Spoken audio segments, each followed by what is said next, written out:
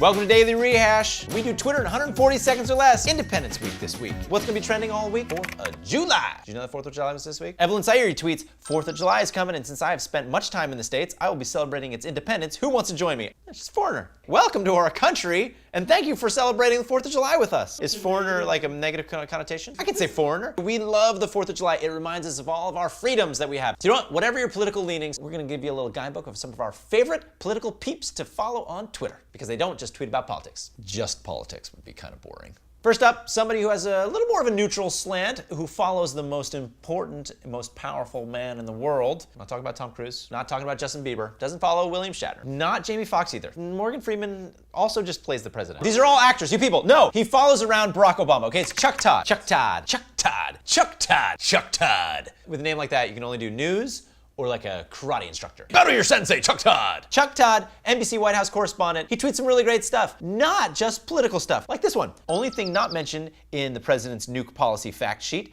the need to keep warheads to below asteroids, AKA Bruce Willis provision. Dropping Bruce Willis, Armageddon.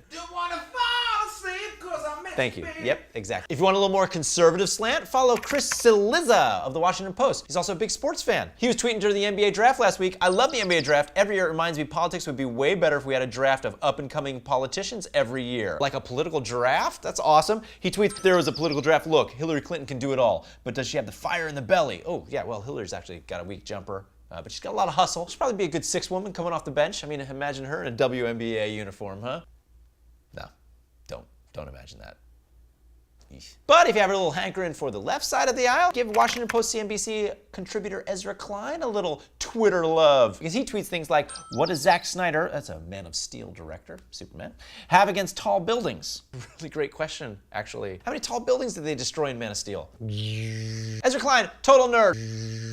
We love nerds. And of course, you can never go wrong with a solid political parody account. Like one of our favorites, Invisible Obama. You remember that whole empty chair thing with the Clint Eastwood, RNC? Go and watch it. He tweets stuff like, the GOP must love that Kim Kardashian's labor is happening without a union. Smart tweet. Unions and labor.